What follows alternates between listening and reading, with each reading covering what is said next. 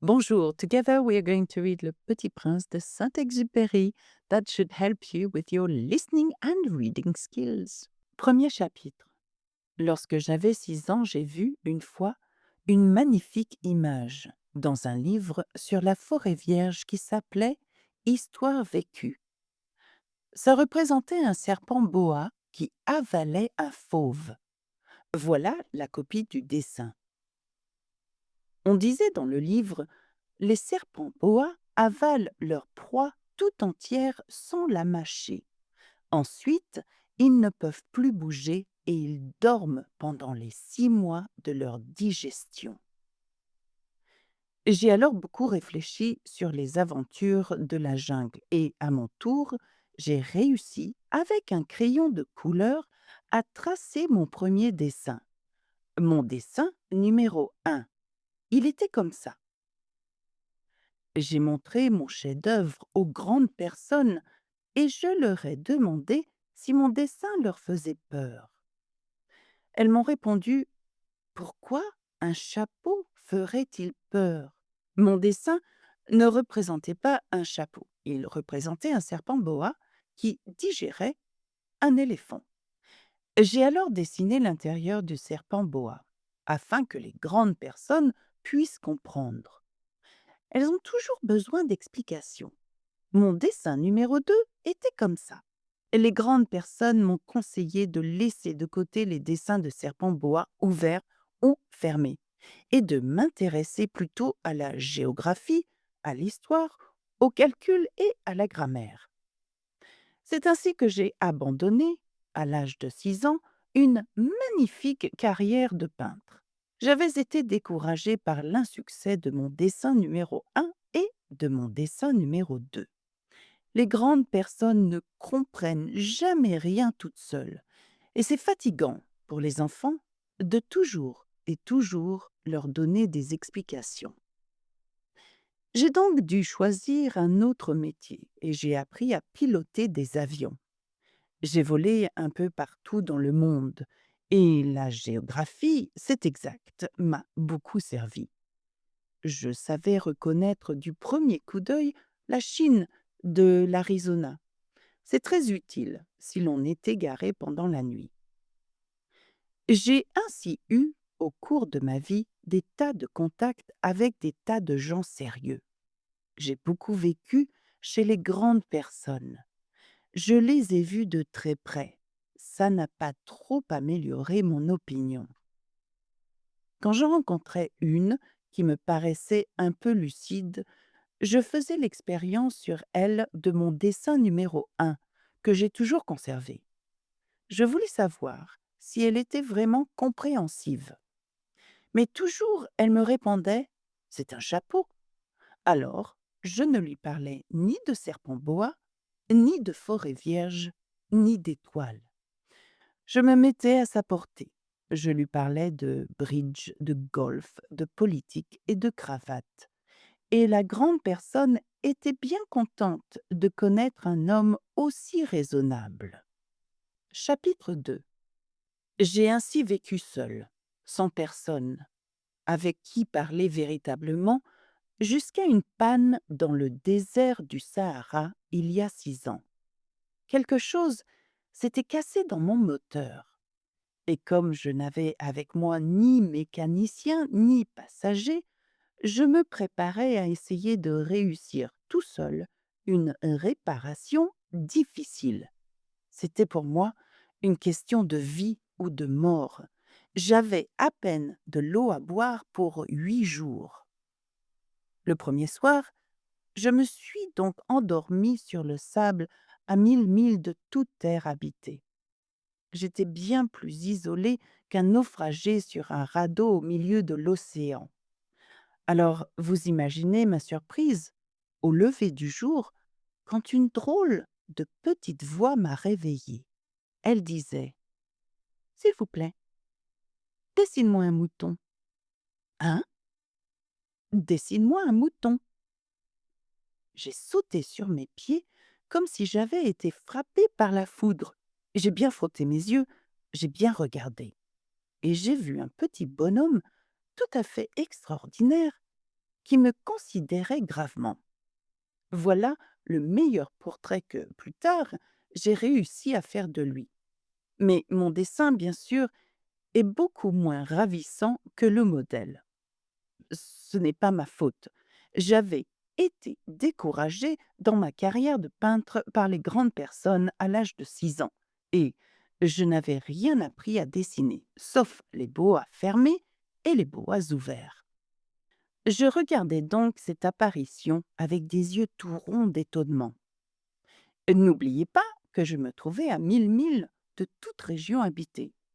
Or, mon petit bonhomme ne me semblait ni égaré, ni mort de fatigue, ni mort de faim, ni mort de soif, ni mort de peur. Il n'avait en rien l'apparence d'un enfant perdu au milieu du désert, à 1000 milles de toute région habitée. Quand je réussis enfin à parler, je lui dis: «Mais qu'est-ce que tu fais là?» Et il me répéta alors, tout doucement, comme une chose très sérieuse: «S'il vous plaît, dessine-moi un mouton». Quand le mystère est trop impressionnant, on n'ose pas désobéir. Aussi absurde que cela me sembla à 1000 milles de tous les endroits habités et en danger de mort, je sortis de ma poche une feuille de papier et un stylographe. Mais je me rappelai alors que j'avais surtout étudié la géographie, l'histoire, le calcul et la grammaire. Et je dis au petit bonhomme, avec un peu de mauvaise humeur, que je ne savais pas dessiner. Il me répondit: «Ça ne fait rien, dessine-moi un mouton». Comme je n'avais jamais dessiné un mouton, je refis pour lui l'un des 2 seuls dessins dont j'étais capable, celui du boa fermé. Et je fus stupéfait d'entendre le petit bonhomme me répondre: «Non, non, je ne veux pas d'un éléphant dans un boa. Un boa, c'est très dangereux et un éléphant, c'est très encombrant. Chez moi, c'est tout petit. J'ai besoin d'un mouton. Dessine-moi un mouton». Alors j'ai dessiné. Il regarda attentivement, puis: «Non, celui-là est déjà très malade. Faisons un autre». Je dessinai. Mon ami sourit gentiment avec indulgence. «Tu vois bien, ce n'est pas un mouton, c'est un bélier. Il a des cornes». Je refis donc encore mon dessin, mais il fut refusé comme les précédents. «Celui-là est trop vieux. Je veux un mouton qui vive longtemps». Alors, faute de patience, comme j'avais hâte de commencer le démontage de mon moteur, je griffonnais ce dessin-ci et je lançai: «Ça, c'est la caisse. Le mouton que tu veux est dedans». Mais je fus bien surpris de voir s'illuminer le visage de mon jeune juge. «C'est tout à fait comme ça que je le voulais. Crois-tu qu'il faille beaucoup d'herbe à ce mouton?» «Pourquoi?» «Parce que chez moi, c'est tout petit». «Ça suffira, sûrement. Je t'ai donné un tout petit mouton». Il pencha la tête vers le dessin. «Pas si petit que ça. Tiens, il s'est endormi». Et c'est ainsi que je fis la connaissance du Petit Prince. Chapitre 3. Il me fallut longtemps pour comprendre d'où il venait. Le Petit Prince, qui me posait beaucoup de questions, ne semblait jamais entendre les miennes. Ce sont des mots prononcés par hasard qui, peu à peu, m'ont tout révélé. Ainsi, quand il aperçut pour la première fois mon avion, je ne dessinerai pas mon avion, c'est un dessin beaucoup trop compliqué pour moi. Il me demanda: «Qu'est-ce que c'est que cette chose-là?» «Ce n'est pas une chose, ça vole, c'est un avion, c'est mon avion». J'étais fière de lui apprendre que je volais. Alors il s'écria: «Comment? Tu es tombé du ciel?» «Oui», fis-je modestement. «Ah! Ça c'est drôle!» Et le petit prince eut un très joli éclat de rire qui m'irrita beaucoup. «Je désire que l'on prenne mes malheurs au sérieux». Puis il ajouta: «Alors, toi aussi tu viens du ciel? De quelle planète es-tu?» J'entrevis aussitôt une lueur dans le mystère de sa présence, et j'interrogeai brusquement: «Tu viens donc d'une autre planète?» Mais il ne me répondit pas. Il hochait la tête doucement tout en regardant mon avion. C'est vrai que là-dessus, tu ne peux pas venir de bien loin. Et il s'enfonça dans une rêverie qui dura longtemps. Puis, sortant mon mouton de sa poche, il se plongea dans la contemplation de son trésor. Vous imaginez combien j'avais pu être intriguée par cette demi-confidence sur les autres planètes. Je m'efforçais donc d'en savoir plus long. D'où viens-tu, mon petit bonhomme? Où est-ce chez toi?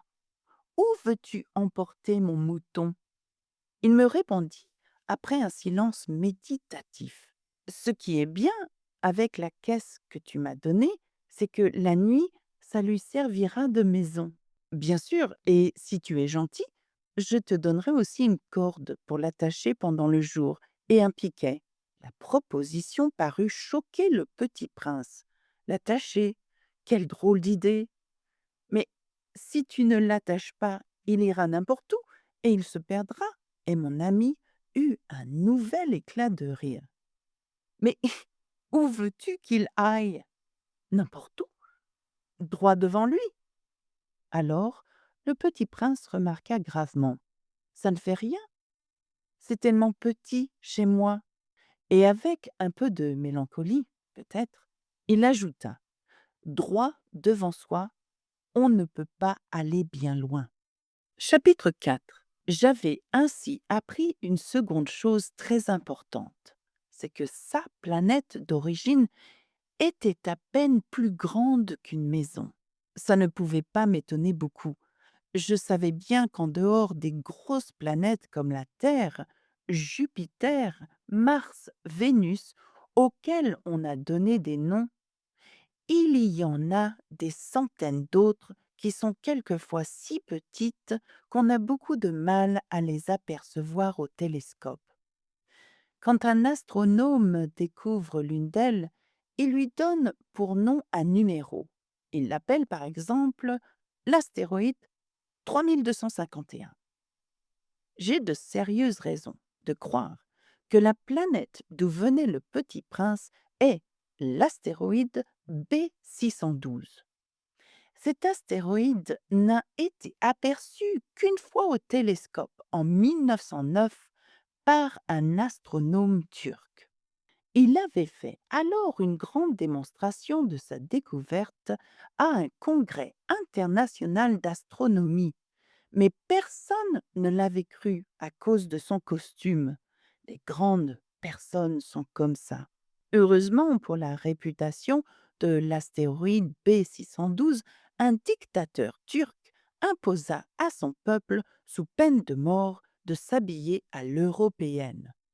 L'astronome refit sa démonstration en 1920 dans un habit très élégant. Et cette fois-ci, tout le monde fut de son avis. Si je vous ai raconté ces détails sur l'astéroïde B612 et si je vous ai confié son numéro, c'est à cause des grandes personnes. Les grandes personnes aiment les chiffres. Quand vous leur parlez d'un nouvel ami, elles ne vous questionnent jamais sur l'essentiel. Elles ne vous disent jamais quel est le son de sa voix, quels sont les jeux qu'il préfère. Est-ce qu'il collectionne les papillons? Elles vous demandent quel âge a-t-il? Combien a-t-il de frères? Combien pèse-t-il? Combien gagne son père? Alors seulement elles croient le connaître. Si vous dites aux grandes personnes, j'ai vu une belle maison en briques roses avec des géraniums aux fenêtres et des colombes sur le toit. Elles ne parviennent pas à s'imaginer cette maison.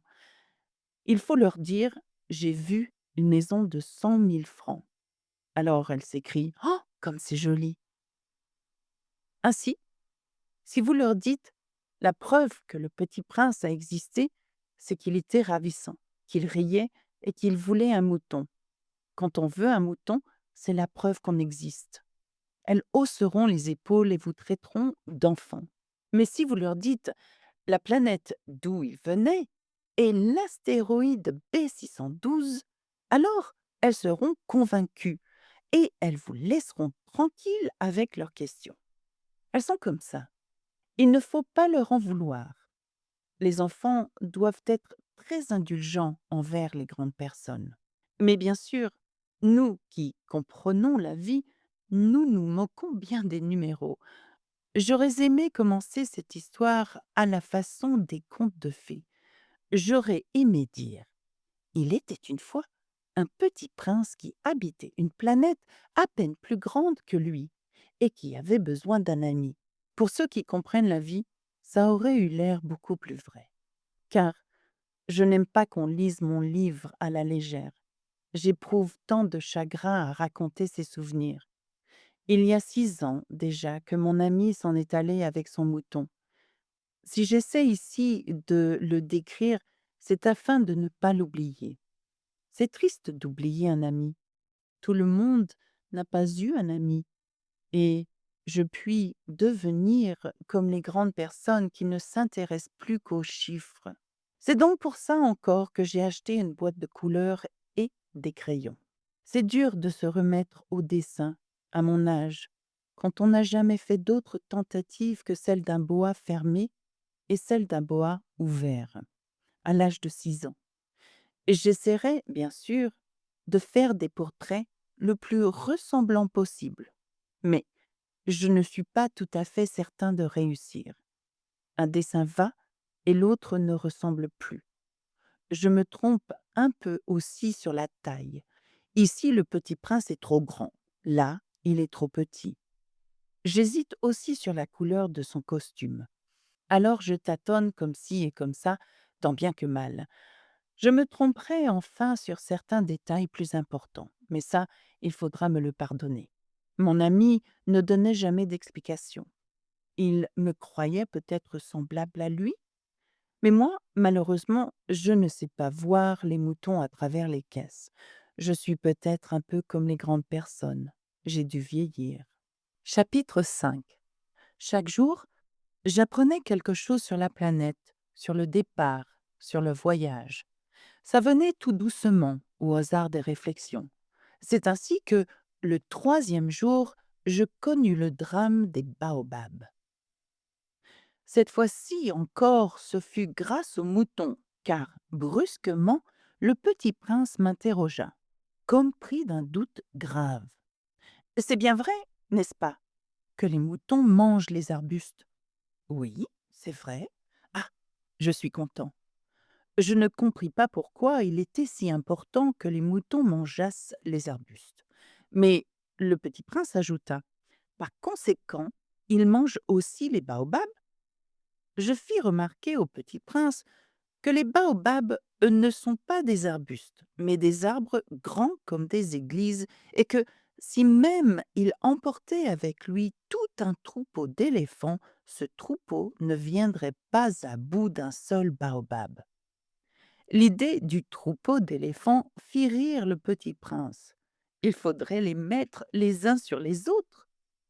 Mais il remarqua avec sagesse: les baobabs, avant de grandir, ça commence par être petit. C'est exact. Mais pourquoi veux-tu que tes moutons mangent les petits baobabs? Il me répondit: bah, voyons, comme s'il s'agissait là d'une évidence. Et il me fallut un grand effort d'intelligence pour comprendre à moi seul ce problème. Et en effet, sur la planète du Petit Prince, il y avait, comme sur toutes les planètes, de bonnes herbes et de mauvaises herbes. Par conséquent, de bonnes graines de bonnes herbes et de mauvaises graines de mauvaises herbes. Mais les graines sont invisibles. Elles dorment dans le secret de la terre jusqu'à ce qu'il prenne fantaisie à l'une d'elles de se réveiller. Alors elles s'étirent et poussent d'abord timidement vers le soleil une ravissante petite brindille inoffensive. S'il s'agit d'une brindille de radis ou de rosier, on peut la laisser pousser comme elle veut. Mais s'il s'agit d'une mauvaise plante, il faut arracher la plante aussitôt, dès qu'on a su la reconnaître. Or, il y avait des graines terribles sur la planète du Petit Prince. C'étaient les graines de baobab. Le sol de la planète en était infesté.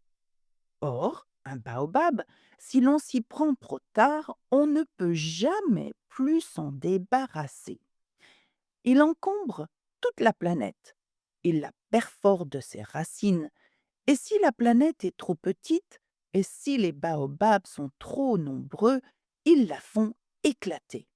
C'est une question de discipline, me disait plus tard le petit prince. Quand on a terminé sa toilette du matin, il faut faire soigneusement la toilette de la planète. Il faut s'astreindre régulièrement à arracher les baobabs dès qu'on les distingue d'avec les rosiers auxquels ils ressemblent beaucoup quand ils sont très jeunes. C'est un travail très ennuyeux, mais très facile.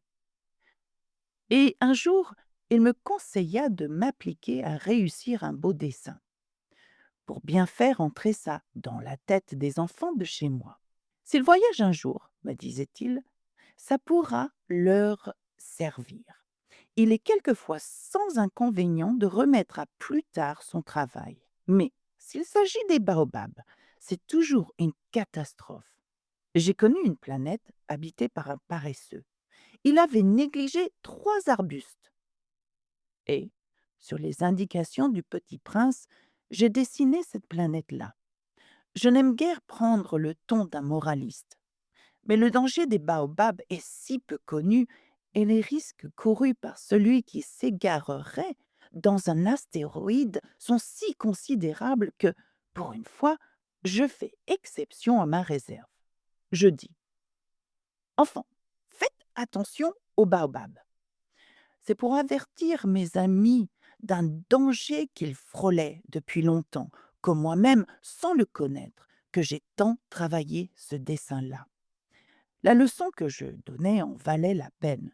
Vous vous demanderez peut-être pourquoi n'y a-t-il pas dans ce livre d'autres dessins aussi grandioses que le dessin des baobabs? La réponse est bien simple. J'ai essayé, mais je n'ai pas pu réussir. Quand j'ai dessiné les baobabs, j'ai été animé par le sentiment de l'urgence. Chapitre 6.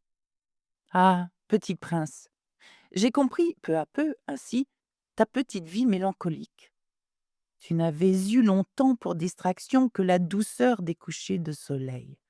J'ai appris ce détail nouveau, le 4e jour au matin, quand tu m'as dit: J'aime bien les couchers de soleil. Allons voir un coucher de soleil. Mais il faut attendre. Attendre quoi? Attendre que le soleil se couche. Tu as eu l'air très surpris d'abord. Et puis, tu as ri de toi-même. Et tu m'as dit: Je me crois toujours chez moi.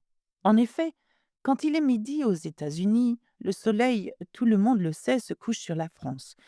Il suffirait de pouvoir aller en France en 1 minute pour assister au coucher de soleil. Malheureusement, la France est bien trop éloignée.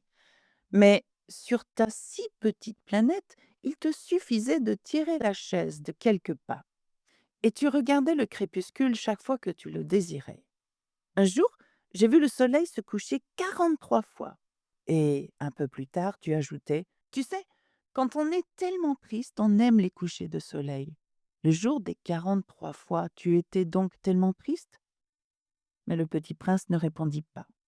Chapitre 7. Le 5e jour, toujours grâce au mouton, ce secret de la vie du petit prince me fut révélé. Il me demanda avec brusquerie, sans préambule, comme le fruit d'un problème longtemps médité en silence. Un mouton, s'il mange les arbustes, il mange aussi les fleurs. Un mouton mange tout ce qu'il rencontre. Même les fleurs qui ont des épines. Oui, même les fleurs qui ont des épines. Alors, les épines, à quoi servent-elles? Je ne le savais pas. J'étais alors très occupé à essayer de dévisser un boulon trop serré de mon moteur. J'étais très soucieux car ma panne commençait de m'apparaître comme très grave et l'eau à boire qui s'épuisait me faisait craindre le pire. Les épines, à quoi servent-elles? Le petit prince ne renonçait jamais à une question. Une fois qu'il l'avait posée, j'étais irrité par mon boulon et je répondis n'importe quoi. Les épines, ça ne sert à rien. C'est de la pure méchanceté de la part des fleurs. Ah, mais après un silence, il me lança: avec une sorte de rancune. Je ne te crois pas. Les fleurs sont faibles. Elles sont naïves. Elles se rassurent comme elles peuvent. Elles se croient terribles avec leurs épines. Je ne répondis rien. À cet instant-là, je me disais, si ce boulon résiste encore, je le ferai sauter d'un coup de marteau. Le petit prince dérangea de nouveau mes réflexions.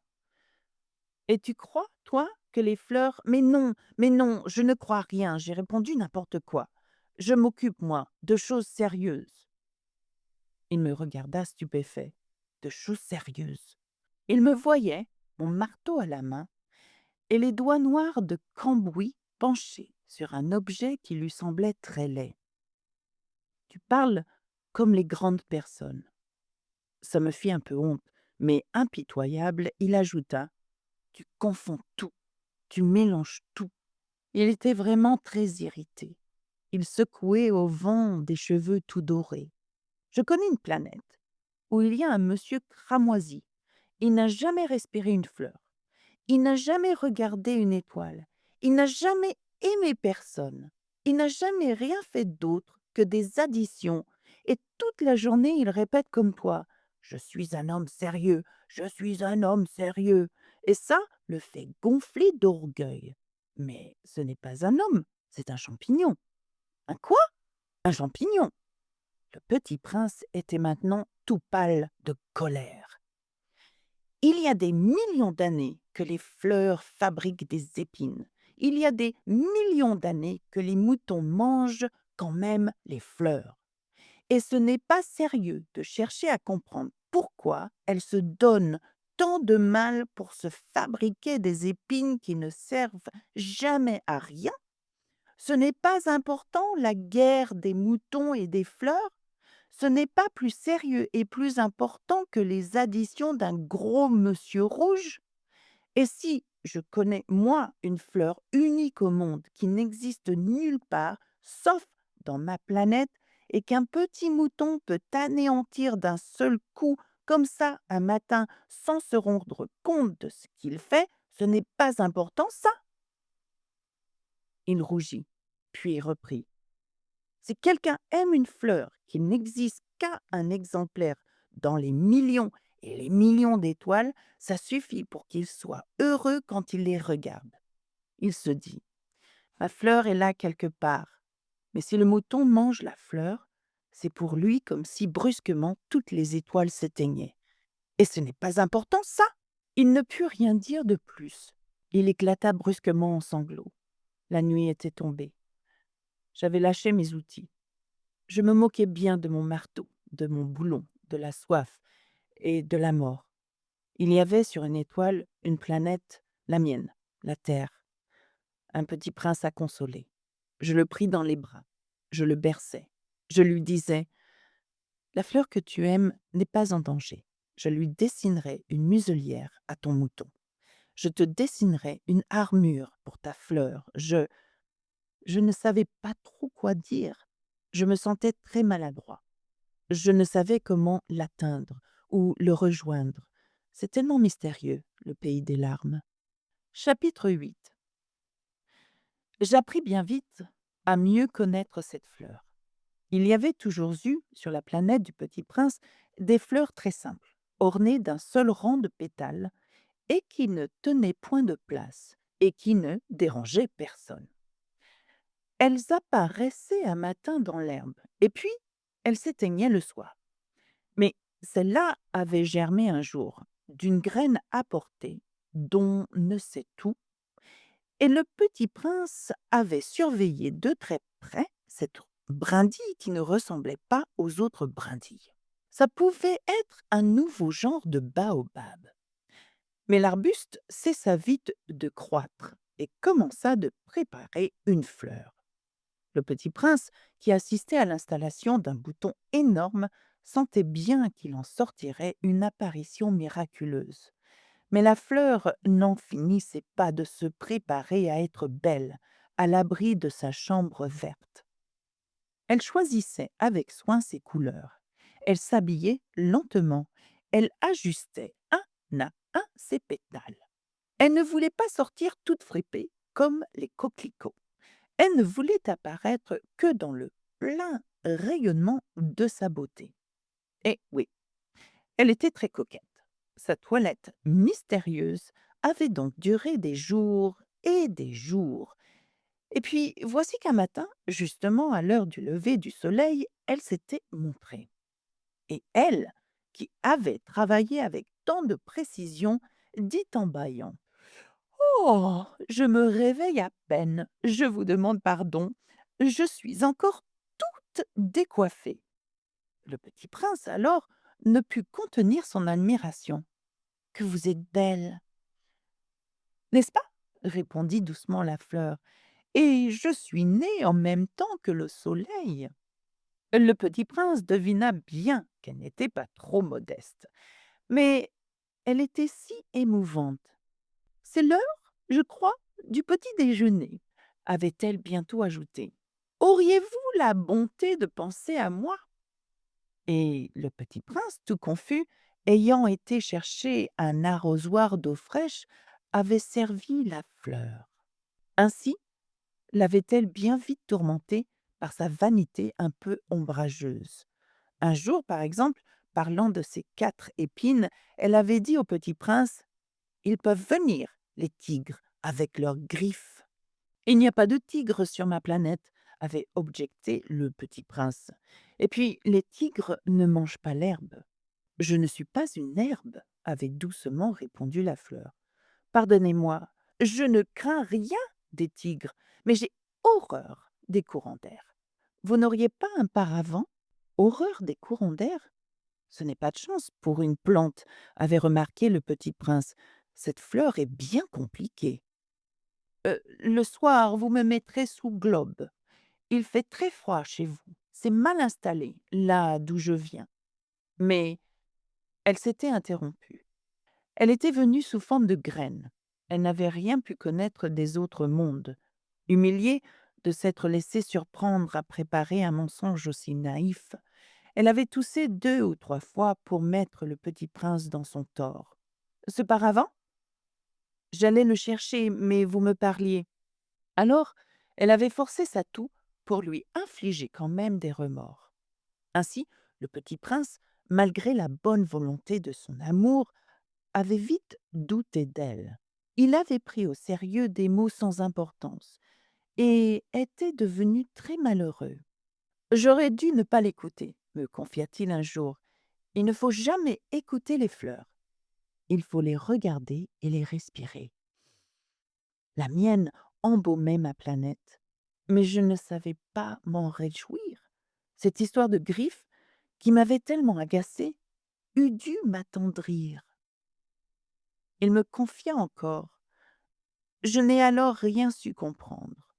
J'aurais dû la juger sur les actes et non sur les mots. Elle m'embaumait et m'éclairait. Je n'aurais jamais dû m'enfuir. J'aurais dû deviner sa tendresse derrière ses pauvres ruses. Les fleurs sont si contradictoires, mais j'étais trop jeune pour savoir l'aimer.» Chapitre 9. Je crois qu'il profita, pour son évasion, d'une migration d'oiseaux sauvages. Au matin du départ, il mit sa planète bien en ordre. Il ramena soigneusement ses volcans en activité. Il possédait 2 volcans en activité, et c'était bien commode pour faire chauffer le petit déjeuner du matin. Il possédait aussi un volcan éteint. Mais, comme il disait, on ne sait jamais. Il ramena donc également le volcan éteint. S'ils sont bien ramenés, les volcans brûlent doucement et régulièrement, sans éruption. Les éruptions volcaniques sont comme des feux de cheminée. Évidemment, sur notre Terre, nous sommes beaucoup trop petits pour ramener nos volcans. C'est pourquoi ils nous causent des tas d'ennuis. Le petit prince arracha aussi, avec un peu de mélancolie, les dernières pousses de baobab. Il croyait ne jamais devoir revenir. Mais tous ces travaux familiers lui parurent, ce matin-là, extrêmement doux.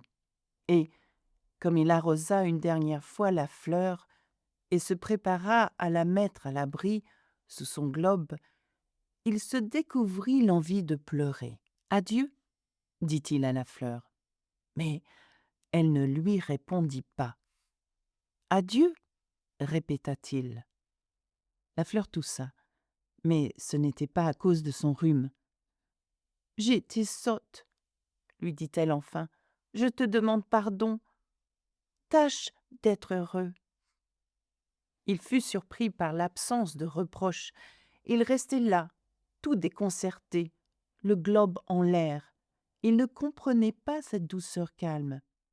« Mais oui, je t'aime, » lui dit la fleur. « Tu n'en as rien su par ma faute. Cela n'a aucune importance. Mais tu as été aussi sot que moi. Tâche d'être heureux. Laisse ce globe tranquille. Je n'en veux plus. Mais le vent, je ne suis pas si enrhumée que ça. L'air frais de la nuit me fera du bien. Je suis une fleur.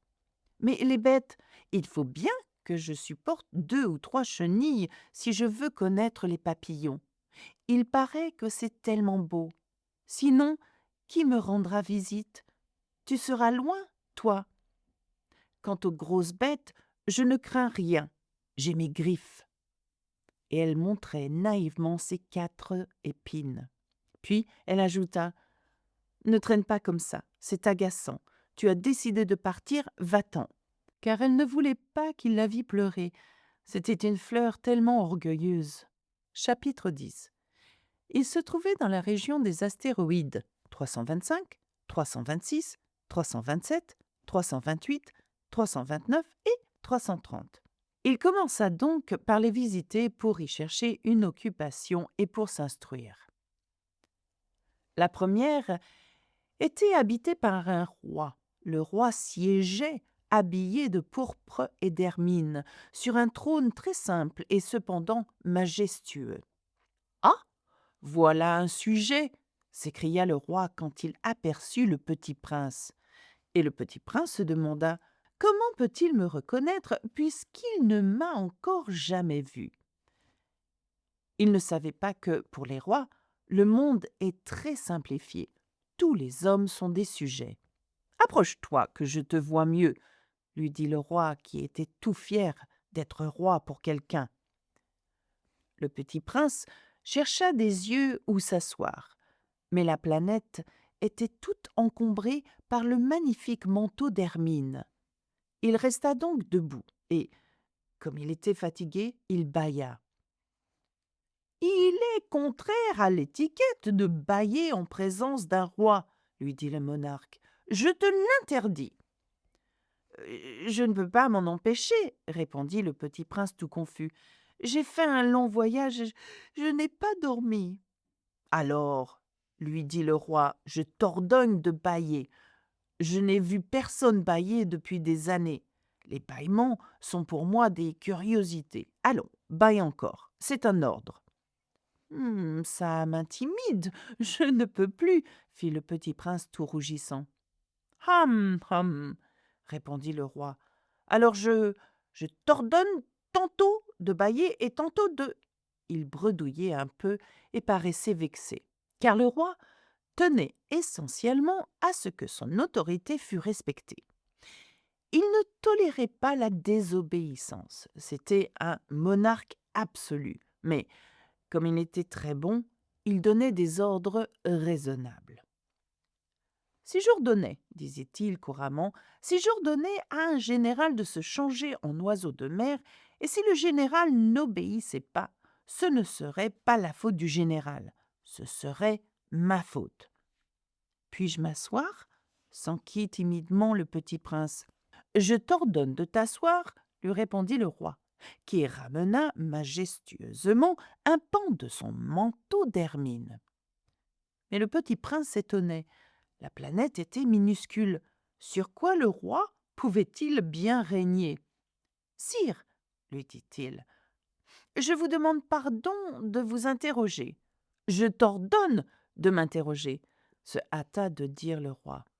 « Sire, sur quoi régnez-vous ?»« Sur tout, » répondit le roi, avec une grande simplicité. « Sur tout ? Le roi, d'un geste discret, désigna sa planète, les autres planètes et les étoiles. Sur tout ça, dit le petit prince. Sur tout ça, répondit le roi. Car non seulement c'était un monarque absolu, mais c'était un monarque universel. Et les étoiles vous obéissent? Bien sûr, lui dit le roi, elles obéissent aussitôt. Je ne tolère pas l'indiscipline. Un tel pouvoir émerveilla le petit prince. S'il l'avait détenu lui-même, il aurait pu assister non pas à 44, mais à 72 ou même à 100 ou même à 200 couchers de soleil dans la même journée, sans avoir jamais à tirer sa chaise. Et, comme s'il se sentait un peu triste à cause du souvenir de sa petite planète abandonnée, il s'enhardit à solliciter une grâce du roi. Je voudrais voir un coucher de soleil. Faites-moi plaisir, ordonnez au soleil de se coucher. Si j'ordonnais à un général de voler d'une fleur à l'autre à la façon d'un papillon, ou d'écrire une tragédie, ou de se changer en oiseau de mer, et si le général n'exécutait pas l'ordre reçu, qui, de lui ou de moi, serait dans son tort? Ce serait vous, dit fermement le petit prince. Exact. Il faut exiger de chacun ce que chacun peut donner, reprit le roi. L'autorité repose d'abord sur la raison.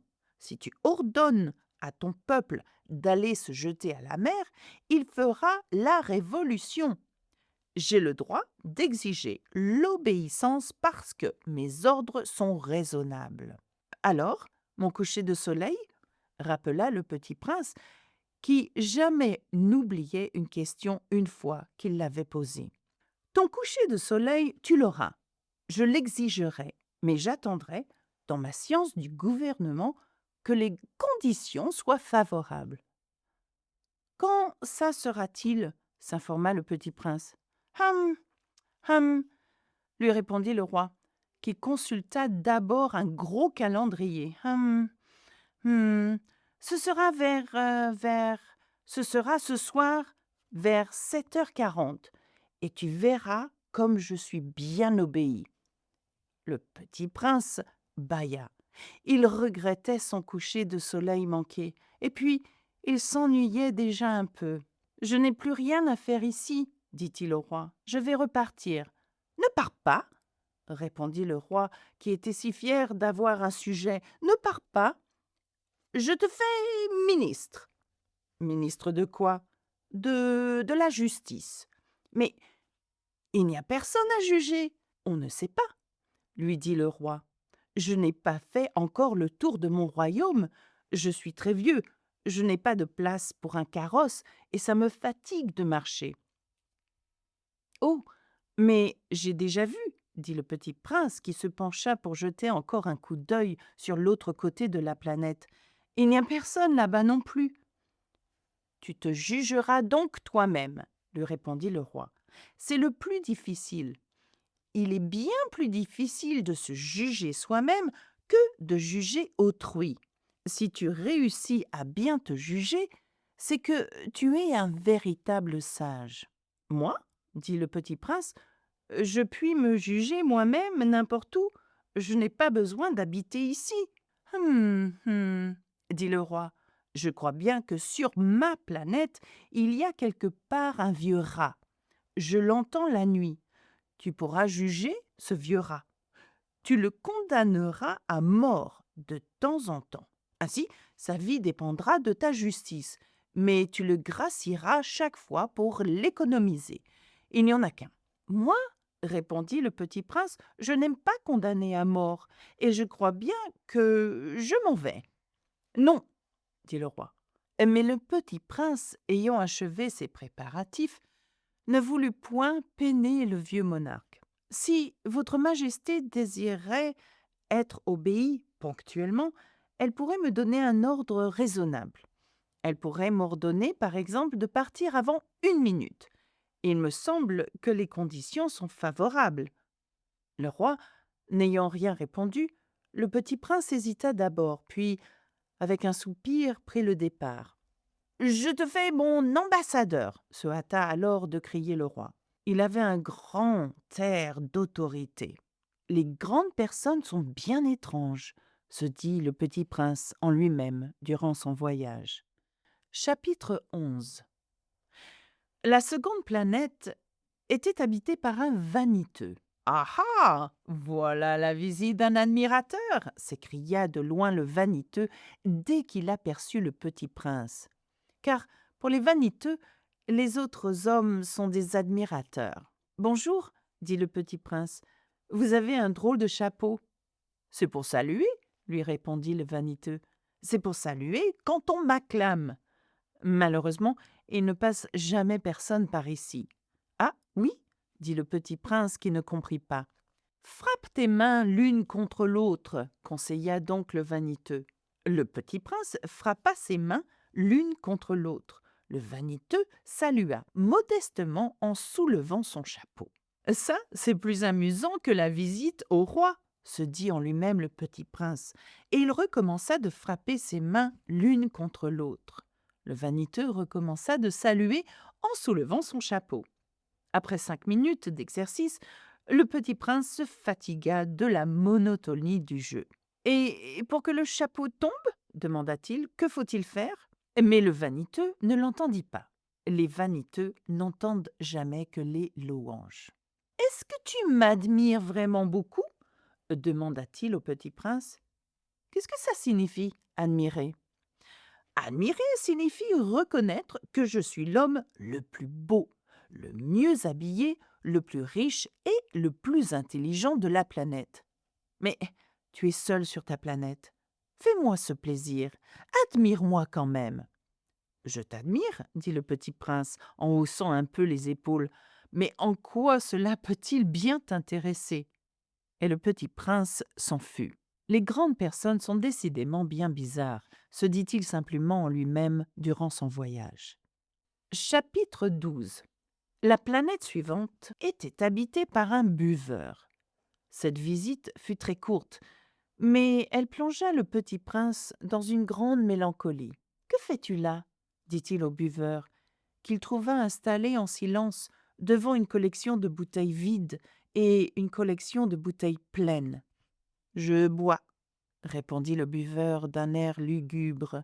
« Pourquoi bois-tu » lui demanda le petit prince. « Pour oublier, » répondit le buveur. « Pour oublier quoi » s'enquit le petit prince qui déjà le plaignait.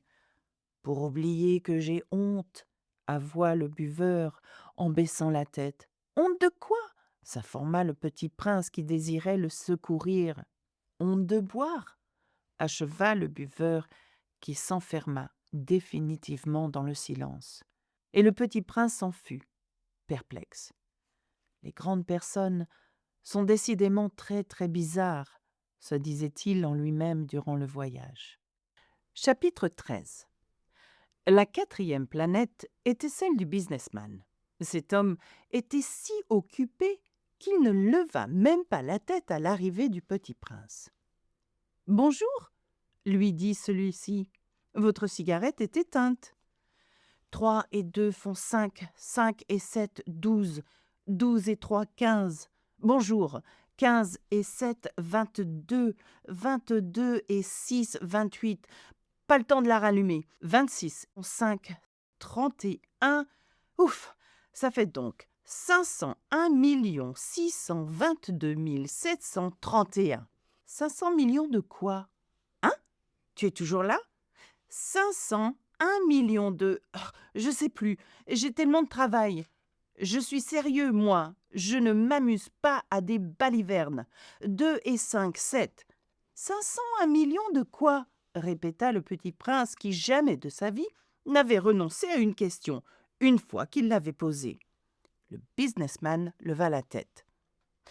Depuis 54 ans que j'habite cette planète-ci, je n'ai été dérangé que 3 fois. La première fois, ça a été il y a 22 ans par un hanneton qui était tombé, Dieu sait d'où.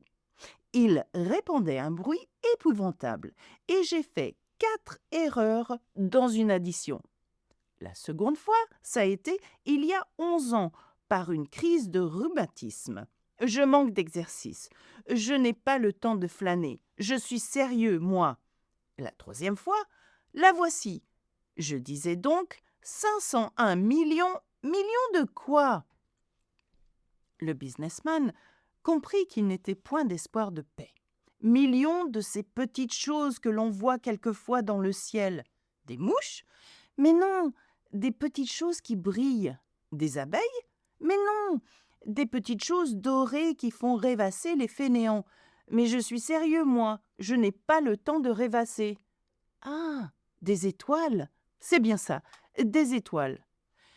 Et que fais-tu de 500 millions d'étoiles? 501 622 731. Je suis sérieux, moi, je suis précis. Et que fais-tu de ces étoiles? Ce que j'en fais? Oui. Rien. Je les possède. Tu possèdes les étoiles? Oui. Mais j'ai déjà vu un roi qui... Les rois ne possèdent pas. Ils règnent sur. C'est très différent. Et à quoi cela te sert-il de posséder des étoiles? Ça me sert à être riche. Et à quoi cela te sert-il d'être riche? À acheter d'autres étoiles si quelqu'un en trouve. Celui-là, se dit en lui-même le petit prince, il raisonne un peu comme mon ivrogne. Cependant, il posa encore des questions. Comment peut-on posséder les étoiles? À qui sont-elles? Riposta grincheux le businessman. Je sais pas, à personne. Alors elles sont à moi, car j'y ai pensé le premier. Ça suffit? Bien sûr. Quand tu trouves un diamant qui n'est à personne, il est à toi. Quand tu trouves une île qui n'est à personne, elle est à toi. Quand tu as une idée le premier, tu l'as fait breveter. Elle est à toi. Et moi, je possède les étoiles, puisque jamais personne avant moi n'a songé à les posséder. Ça, c'est vrai, dit le petit prince. Et qu'en fais-tu? Je les gère, je les compte et je les recompte, dit le businessman. C'est difficile, mais je suis un homme sérieux. Le petit prince n'était pas satisfait encore.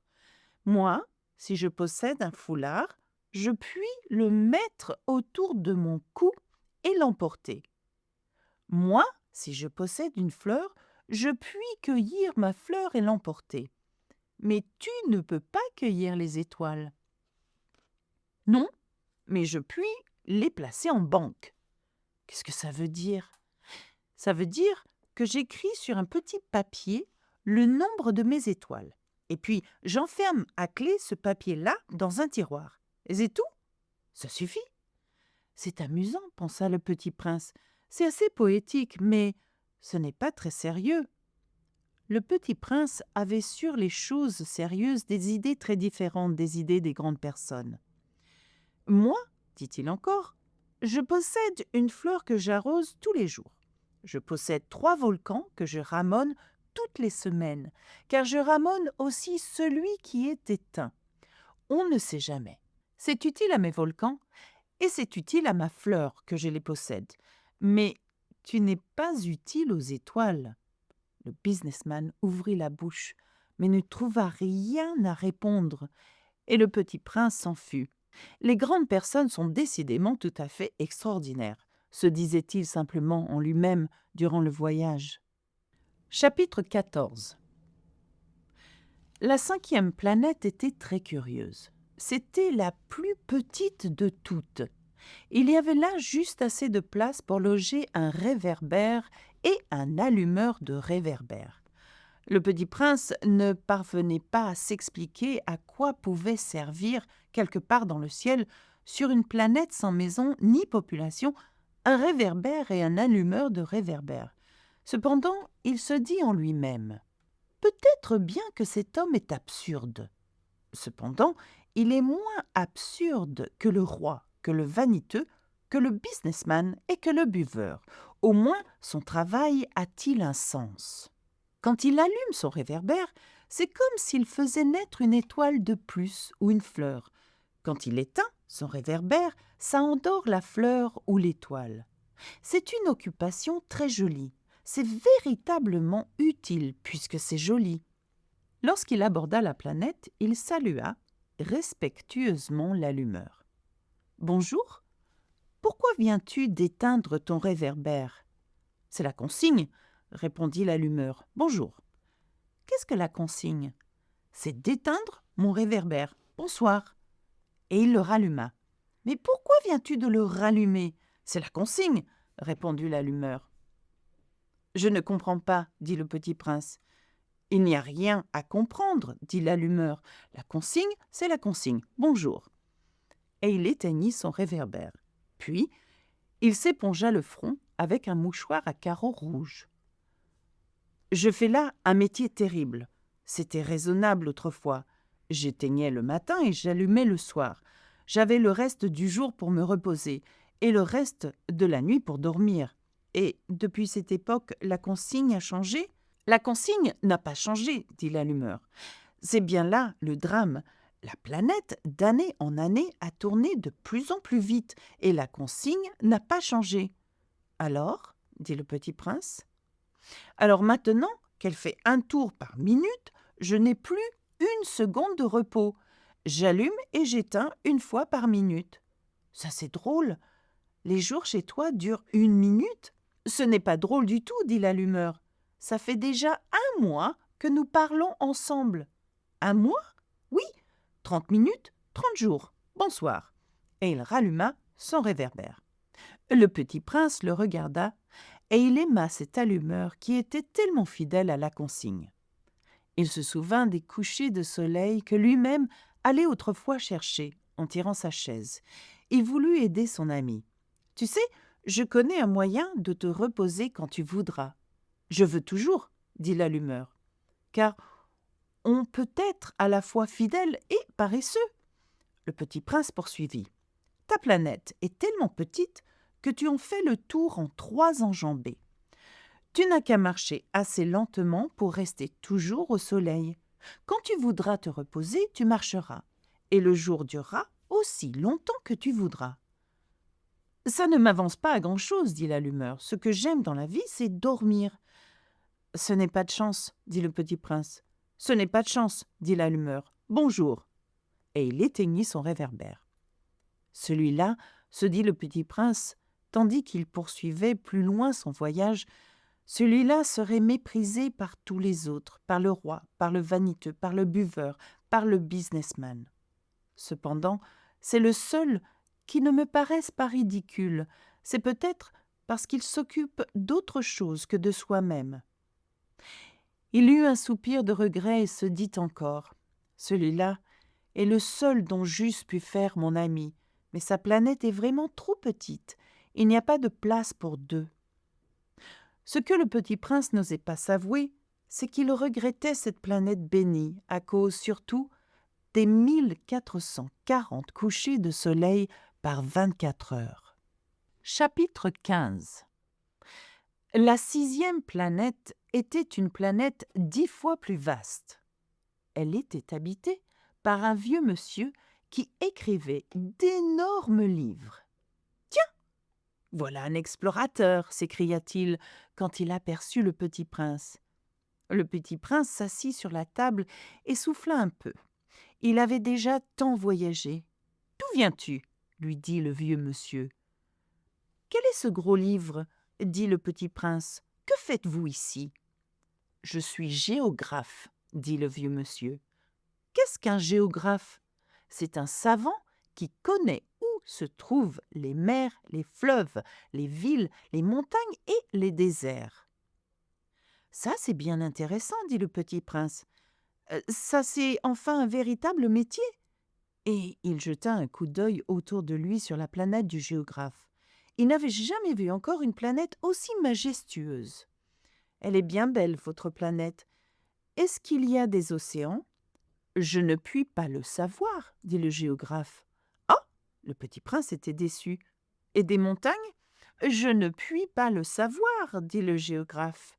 « Et des villes et des fleuves et des déserts ?»« Je ne puis pas le savoir non plus, » dit le géographe. « Mais vous êtes géographe ?»« C'est exact, » dit le géographe. « Mais je ne suis pas explorateur.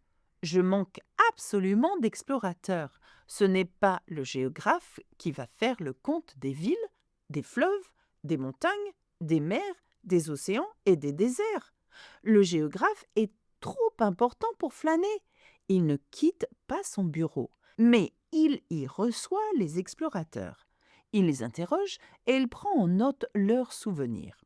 Et si les souvenirs de l'un d'entre eux lui paraissent intéressants, le géographe fait faire une enquête sur la moralité de l'explorateur. Pourquoi ça? Parce qu'un explorateur qui mentirait entraînerait des catastrophes dans les livres de géographie, et aussi un explorateur qui boirait trop. Pourquoi ça? Fit le petit prince. Parce que les ivrognes voient double.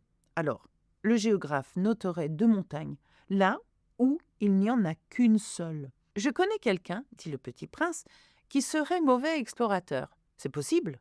Donc, quand la moralité de l'explorateur paraît bonne, on fait une enquête sur sa découverte. On va voir? Non, c'est trop compliqué, mais on exige de l'explorateur qu'il fournisse des preuves. S'il s'agit par exemple de la découverte d'une grosse montagne, on exige qu'il en apporte de grosses pierres. Le géographe soudain s'émut. Mais toi, tu viens de loin? Tu es explorateur? Tu vas me décrire ta planète. Et le géographe, ayant ouvert son registre, tailla son crayon. On note d'abord au crayon les récits des explorateurs. On attend pour noter à l'encre que l'explorateur ait fourni des preuves. Alors, interrogea le géographe. Oh, chez moi, dit le petit prince, ce n'est pas très intéressant, c'est tout petit. J'ai 3 volcans, 2 volcans en activité et un volcan éteint. Mais on ne sait jamais. On ne sait jamais, dit le géographe. J'ai aussi une fleur. Nous ne notons pas les fleurs, dit le géographe. Pourquoi ça? C'est le plus joli. Parce que les fleurs sont éphémères. Qu'est-ce que signifie éphémère? Les géographies, dit le géographe, sont les livres les plus précieux de tous les livres. Elles ne se démodent jamais. Il est très rare qu'une montagne change de place. Il est très rare qu'un océan se vide de son eau. Nous écrivons des choses éternelles. Mais les volcans éteints peuvent se réveiller, interrompit le petit prince. Qu'est-ce que signifie éphémère? Que les volcans soient éteints ou soient éveillés, ça revient au même pour nous autres, dit le géographe. Ce qui compte pour nous, c'est la montagne. Elle ne change pas. Mais qu'est-ce que signifie éphémère? Répéta le petit prince qui, de sa vie, n'avait renoncé à une question, une fois qu'il l'avait posée. Ça signifie qui est menacé de disparition prochaine. Ma fleur est menacée de disparition prochaine? Bien sûr. Ma fleur est éphémère, se dit le petit prince, et il n'a que 4 épines pour se défendre contre le monde, et je l'ai laissée toute seule chez moi. Ce fut là son premier mouvement de regret. Mais il reprit courage. « Que me conseillez-vous d'aller visiter » demanda-t-il. « La planète Terre » lui répondit le géographe. « Elle a une bonne réputation. » Et le petit prince s'en fut, songeant à sa fleur. Chapitre 16. La 7e planète fut donc la Terre. La Terre n'est pas une planète quelconque.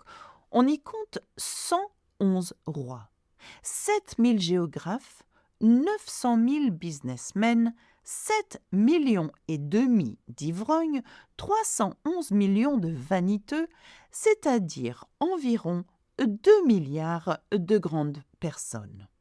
Pour vous donner une idée des dimensions de la Terre, je vous dirai qu'avant l'invention de l'électricité, on y devait entretenir sur l'ensemble des 6 continents une véritable armée de 462 511 allumeurs de réverbères. Vu d'un peu loin, ça faisait un effet splendide. Les mouvements de cette armée étaient réglés comme ceux d'un ballet d'opéra. D'abord venait le tour des allumeurs de réverbères de Nouvelle-Zélande et d'Australie. Puis, ceux-ci, ayant allumé leurs lampions, s'en allaient dormir. Alors entraient à leur tour dans la danse des allumeurs de réverbères de Chine et de Sibérie. Puis, eux aussi, s'escamotaient dans les coulisses. Alors venait le tour des allumeurs de réverbères de Russie et des Indes, puis de ceux d'Afrique et d'Europe, puis de ceux d'Amérique du Sud, puis de ceux d'Amérique du Nord, et jamais ils ne se trompaient dans leur ordre d'entrée en scène. C'était grandiose. Seule l'allumeur de l'unique réverbère du pôle Nord et son confrère de l'unique réverbère du pôle Sud menaient des vies d'oisiveté et de nonchalance. Ils travaillaient 2 fois par an. Chapitre 17. Quand on veut faire de l'esprit, il arrive que l'on mente un peu. Je n'ai pas été très honnête en vous parlant des allumeurs de réverbères. Je risque de donner une fausse idée de notre planète à ceux qui ne la connaissent pas. Les hommes occupent très peu de place sur la Terre. Si les 2 milliards d'habitants qui peuplent la Terre se tenaient debout et un peu serrés, comme pour un meeting, ils logeraient aisément sur une place publique de 20 000 de long sur 20 000 de large. On pourrait entasser l'humanité sur le moindre petit îlot du Pacifique. Les grandes personnes, bien sûr, ne vous croiront pas. Elles s'imaginent tenir beaucoup de place. Elles se voient importantes comme des baobabs. Vous leur conseillerez donc de faire le calcul. Elles adorent les chiffres, ça leur plaira. Mais ne perdez pas votre temps à ce pensum. C'est inutile. Vous avez confiance en moi ? Le petit prince, une fois sur terre, fut donc bien surpris de ne voir personne. Il avait déjà peur de s'être trompé de planète quand un anneau couleur de lune remua dans le sable. « Bonne nuit !» fit le petit prince à tout hasard. « Bonne nuit !» fit le serpent. « Sur quelle planète suis-je tombé ?» demanda le petit prince. « Sur la Terre, en Afrique, » répondit le serpent. « Ah ! Il n'y a donc personne sur la Terre ? Ici, c'est le désert. Il n'y a personne dans les déserts. La terre est grande, dit le serpent. Le petit prince s'assit sur une pierre et leva les yeux vers le ciel. Je me demande, dit-il, si les étoiles sont éclairées afin que chacun puisse un jour retrouver la sienne. Regarde ma planète. Elle est juste au-dessus de nous, mais comme elle est loin. Elle est belle, dit le serpent. Que viens-tu faire ici ? J'ai des difficultés avec une fleur, dit le petit prince. Ah, fit le serpent. Et ils se turent. Où sont les hommes ? Reprit enfin le petit prince. On est un peu seul dans le désert. On est seul aussi chez les hommes, dit le serpent. Le petit prince le regarda longtemps. Tu es une drôle de bête, lui dit-il enfin. Mince, comme un doigt. Mais je suis plus puissant que le doigt d'un roi, dit le serpent. Le petit prince eut un sourire. Tu n'es pas bien puissant, tu n'as même pas de pattes, tu ne peux même pas voyager. Je peux t'emporter plus loin qu'un navire, dit le serpent. Il s'enroula autour de la cheville du petit prince comme un bracelet d'or. Celui que je touche, je le rends à la terre dont il est sorti, dit-il encore. Mais tu es pur et tu viens d'une étoile. Le petit prince ne répondit rien. Tu me fais pitié, toi, si faible, sur cette terre de granit. Je puis t'aider un jour si tu regrettes trop ta planète, je puis... Oh, j'ai très bien compris, fit le petit prince. Mais pourquoi parles-tu toujours par énigmes ? Je les résous toutes, dit le serpent. Et ils se turent. Chapitre 18. Le petit prince traversa le désert et ne rencontra qu'une fleur. Une fleur à 3 pétales. Une fleur de rien du tout. « Bonjour » dit le petit prince. « Bonjour » dit la fleur. « Où sont les hommes » demanda poliment le petit prince. La fleur, un jour, avait vu passer une caravane.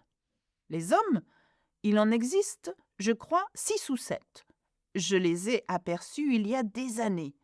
Mais on ne sait jamais où les trouver. Le vent les promène. Ils manquent de racines, ça les gêne beaucoup. « Adieu » fit le petit prince. « Adieu » dit la fleur. Chapitre 19.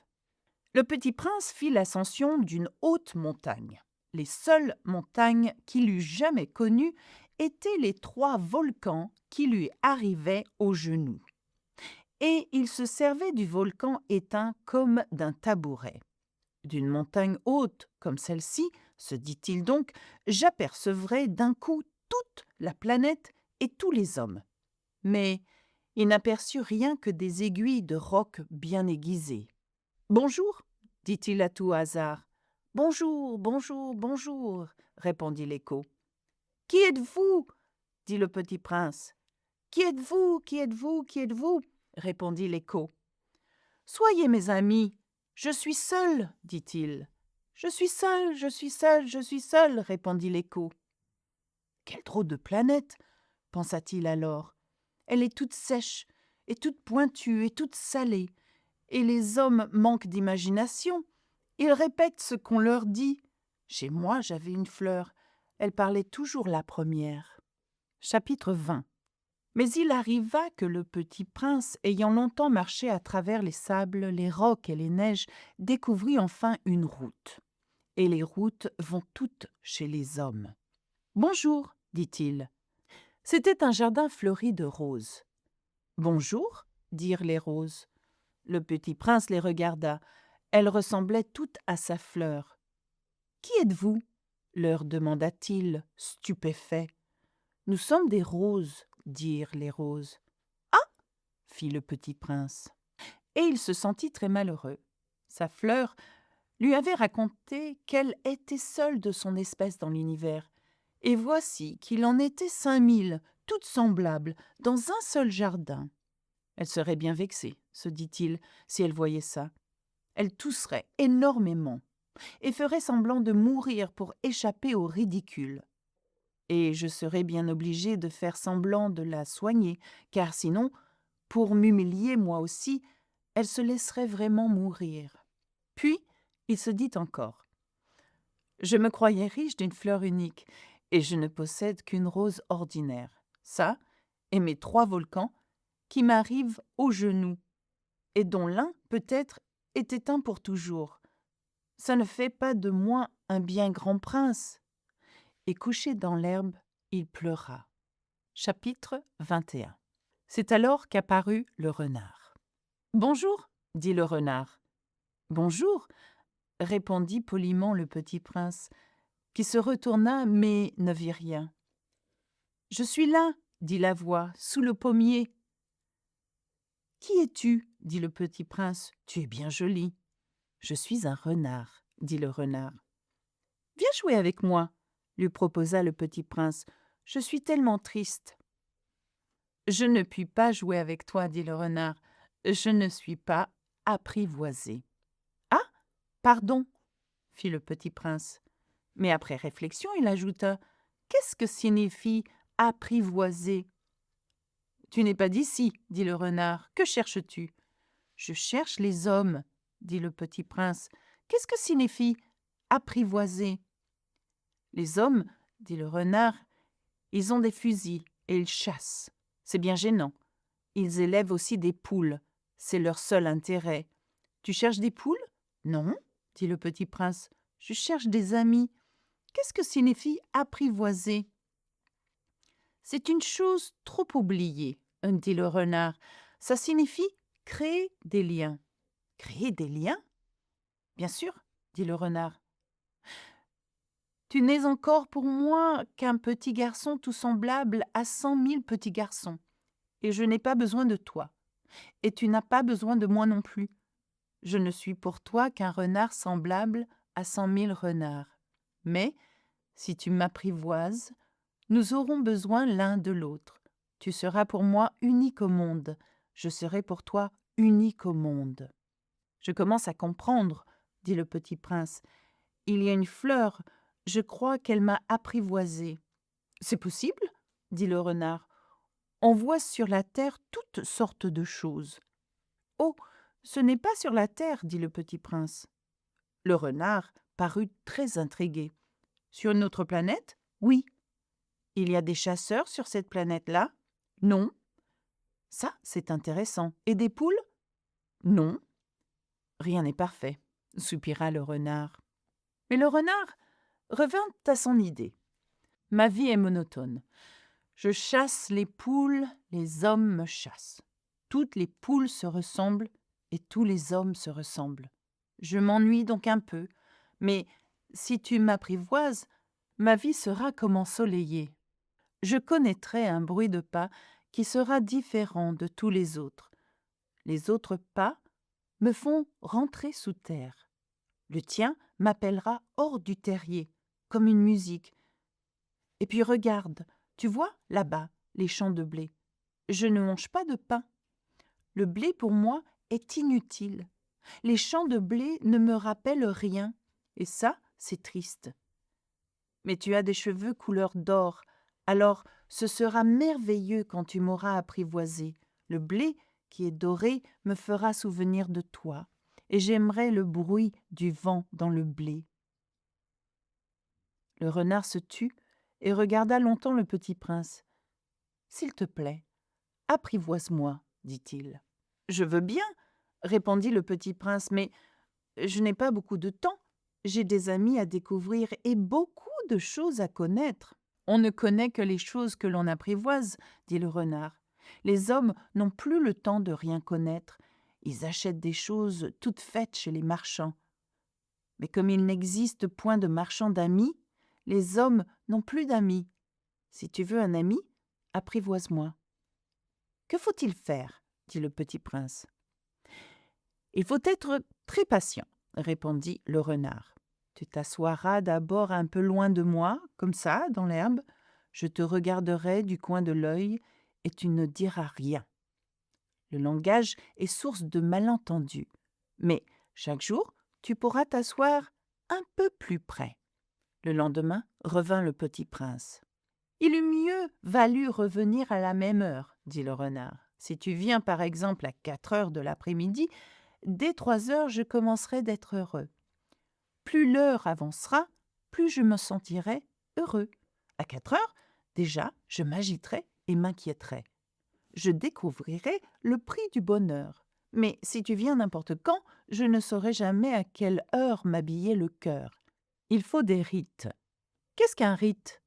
dit le petit prince. « C'est aussi quelque chose de trop oublié, dit le renard. C'est ce qui fait qu'un jour est différent des autres jours, une heure des autres heures. Il y a un rite, par exemple, chez mes chasseurs. Ils dansent le jeudi avec les filles du village. Alors le jeudi est jour merveilleux. Je vais me promener jusqu'à la vigne. Si les chasseurs dansaient n'importe quand, les jours se ressembleraient tous et je n'aurais point de vacances. » Ainsi, le petit prince apprivoisa le renard. Et quand l'heure du départ fut proche, « Ah !» dit le renard, « je pleurerai. »« C'est ta faute, » dit le petit prince. « Je ne te souhaitais point de mal, mais tu as voulu que je t'apprivoise. »« Bien sûr, » dit le renard. « Mais tu vas pleurer ?» dit le petit prince. « Bien sûr, » dit le renard. « Alors, tu n'y gagnes rien. »« J'y gagne, » dit le renard, « à cause de la couleur du blé. » Puis il ajouta, « Va revoir les roses. Tu comprendras que la tienne est unique au monde. Tu reviendras me dire adieu, et je te ferai cadeau d'un secret. » Le petit prince s'en fut revoir les roses. « Vous n'êtes pas du tout semblable à ma rose, vous n'êtes rien encore, leur dit-il. Personne ne vous a apprivoisé, et vous n'avez apprivoisé personne. Vous êtes comme était mon renard. Ce n'était qu'un renard semblable à 100 000 autres, mais j'en ai fait mon ami, et il est maintenant unique au monde. » Et les roses étaient bien gênées. « Vous êtes belles, mais vous êtes vides, leur dit-il encore. On ne peut pas mourir pour vous. Bien sûr, ma rose à moi, un passant ordinaire croirait qu'elle vous ressemble. Mais à elle seule, elle est plus importante que vous toutes, puisque c'est elle que j'ai arrosée, puisque c'est elle que j'ai mise sous globe, puisque c'est elle que j'ai abritée par le paravent, puisque c'est elle dont j'ai tué les chenilles, sauf les 2 ou 3 pour les papillons. puisque c'est elle que j'ai écouté se plaindre ou se vanter, ou même quelquefois se taire, puisque c'est ma rose. » Et il revint vers le renard. « Adieu, dit-il. »« Adieu, dit le renard. Voici mon secret. Il est très simple. On ne voit bien qu'avec le cœur. L'essentiel est invisible pour les yeux. » « L'essentiel est invisible pour les yeux, » répéta le petit prince, afin de se souvenir. « C'est le temps que tu as perdu pour ta rose qui fait ta rose si importante. »« C'est le temps que j'ai perdu pour ma rose, » fit le petit prince, afin de se souvenir. « Les hommes ont oublié cette vérité, » dit le renard. « Mais tu ne dois pas l'oublier. Tu deviens responsable pour toujours de ce que tu as apprivoisé. Tu es responsable de ta rose. »« Je suis responsable de ma rose, » répéta le petit prince, afin de se souvenir. Chapitre 22. « Bonjour, dit le petit prince. »« Bonjour, dit l'aiguilleur. »« Que fais-tu ici ?» dit le petit prince. « Je trie les voyageurs. »« Par paquet de 1000, dit l'aiguilleur. J'expédie les trains qui les emportent, tantôt vers la droite, tantôt vers la gauche. » Et un rapide illuminé, grondant comme le tonnerre, fit trembler la cabine d'aiguillage. « Ils sont bien pressés, dit le petit prince. Que cherchent-ils ? » « L'homme de la locomotive l'ignore lui-même, dit l'aiguilleur. » Et gronda, en sens inverse, un second rapide illuminé. « Ils reviennent déjà ? » demanda le petit prince. « Ce ne sont pas les mêmes, dit l'aiguilleur, c'est un échange. » « Ils n'étaient pas contents, là où ils étaient ? » « On n'est jamais content, là où l'on est, dit l'aiguilleur. » Et gronda le tonnerre d'un troisième rapide illuminé. « Ils poursuivent les premiers voyageurs ? » demanda le petit prince. « Ils ne poursuivent rien du tout, dit l'aiguilleur. Ils dorment là-dedans, ou bien ils bâillent. Les enfants seuls écrasent leur nez contre les vitres. »« Les enfants seuls savent ce qu'ils cherchent, fit le petit prince. Ils perdent du temps pour une poupée de chiffon et elle devient très importante. Et si on la leur enlève, ils pleurent. »« Ils ont de la chance, dit l'aiguilleur. » Chapitre 23. « Bonjour, dit le petit prince. »« Bonjour, dit le marchand. » C'était un marchand de pilules perfectionnées qui apaisent la soif. On en avale une par semaine et l'on n'éprouve plus le besoin de boire. « Pourquoi vends-tu ça ?» dit le petit prince. « C'est une grosse économie de temps, dit le marchand. Les experts ont fait des calculs. On épargne 53 minutes par semaine. Et que fait-on de ces 53 minutes ? On en fait ce que l'on veut. »« Moi, se dit le petit prince, si j'avais 53 minutes à dépenser, je marcherais tout doucement vers une fontaine. » Chapitre 24. Nous en étions au 8e jour de ma panne dans le désert, et j'avais écouté l'histoire du marchand en buvant la dernière goutte de ma provision d'eau. « Ah !» dis-je au petit prince, « ils sont bien jolis, tes souvenirs. Mais je n'ai pas encore réparé mon avion. Je n'ai plus rien à boire, et je serais heureux, moi aussi, si je pouvais marcher tout doucement vers une fontaine. »« Mon ami le renard, me dit-il, mon petit bonhomme, il ne s'agit plus du renard. Pourquoi ? Parce qu'on va mourir de soif. » Il ne comprit pas mon raisonnement. Il me répondit, « C'est bien d'avoir eu un ami, même si l'on va mourir. Moi, je suis bien content d'avoir eu un ami renard. » « Il ne mesure pas le danger, me dis-je. Il n'a jamais ni faim ni soif. Un peu de soleil lui suffit. » Mais il me regarda et répondit à ma pensée. « J'ai soif aussi. Cherchons un puits. » J'eus un geste de lassitude. Il est absurde de chercher un puits au hasard dans l'immensité du désert. Cependant, nous nous mîmes en marche. Quand nous eûmes marché des heures en silence, la nuit tomba et les étoiles commencèrent de s'éclairer. Je les apercevais comme en rêve, ayant un peu de fièvre à cause de ma soif. Les mots du petit prince dansaient dans ma mémoire. « Tu as donc soif, toi aussi ?» lui demandai-je. Mais il ne répondit pas à ma question. Il me dit simplement: « L'eau peut aussi être bonne pour le cœur. » Je ne compris pas sa réponse, mais je me tus. Je savais bien qu'il ne fallait pas l'interroger.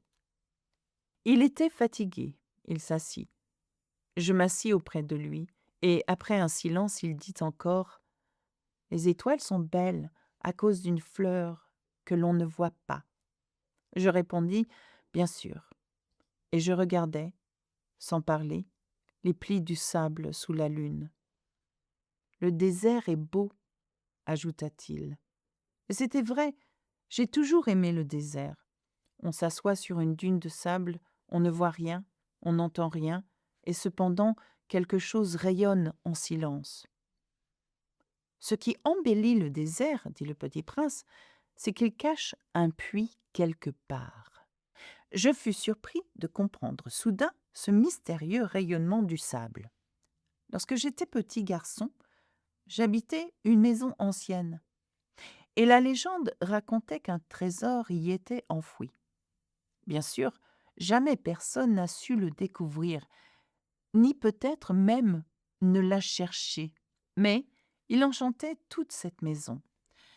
Ma maison cachait un secret au fond de son cœur. Oui, dis-je au petit prince, qu'il s'agisse de la maison, des étoiles ou du désert, ce qui fait leur beauté est invisible. « Je suis content, dit-il, que tu sois d'accord avec mon renard. » Comme le petit prince s'endormait, je le pris dans mes bras et me remis en route. J'étais émue. Il me semblait porter un trésor fragile. Il me semblait même qu'il n'y eût rien de plus fragile sur la terre. Je regardais, à la lumière de la lune, ce front pâle, ces yeux clos, ces mèches de cheveux qui tremblaient au vent, et je me disais: « Ce que je vois là n'est qu'une écorce. Le plus important est invisible. » Comme ses lèvres entr'ouvertes ébauchaient un demi-sourire, je me dis encore: ce qui m'émeut si fort de ce petit prince endormi, c'est la fidélité pour une fleur. C'est l'image d'une rose qui rayonne en lui comme sa flamme d'une lampe, même quand il dort. Et je le devinais plus fragile encore. Il faut bien protéger les lampes. Un coup de vent peut les éteindre. Et, marchant ainsi, je découvris le puits au lever du jour. Chapitre 25. Les hommes, dit le petit prince, ils s'enfournent dans les rapides, mais ils ne savent plus ce qu'ils cherchent, alors ils s'agitent et tournent en rond. Et il ajouta: ce n'est pas la peine. Le puits que nous avions atteint ne ressemblait pas aux puits sahariens. Les puits sahariens sont de simples trous creusés dans le sable. Celui-là ressemblait à un puits de village, mais il n'y avait là aucun village, et je croyais rêver.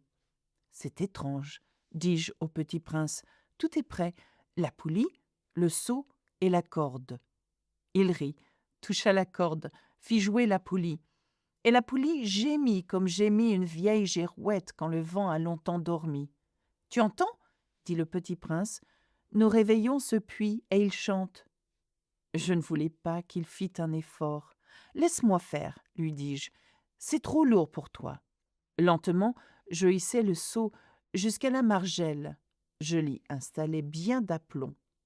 Dans mes oreilles durait le chant de la poulie, et dans l'eau qui tremblait encore, je voyais trembler le soleil. « J'ai soif de cette eau-là, dit le petit prince. Donne-moi à boire. » Et je compris ce qu'il avait cherché. Je soulevai le seau jusqu'à ses lèvres. Il but, les yeux fermés. C'était doux comme une fête. Cette eau était bien autre chose qu'un aliment. Elle était née de la marche sous les étoiles, du chant de la poulie, de l'effort de mes bras. Elle était bonne pour le cœur, comme un cadeau.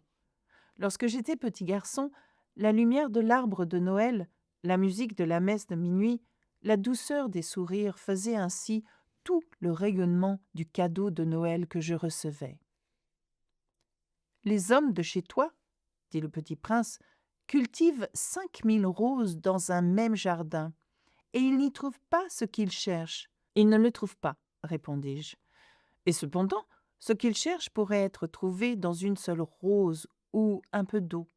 Bien sûr, répondis-je. Et le petit prince ajouta, mais les yeux sont aveugles. Il faut chercher avec le cœur. J'avais bu, je respirais bien. Le sable, au lever du jour, est couleur de miel. J'étais heureux aussi de cette couleur de miel.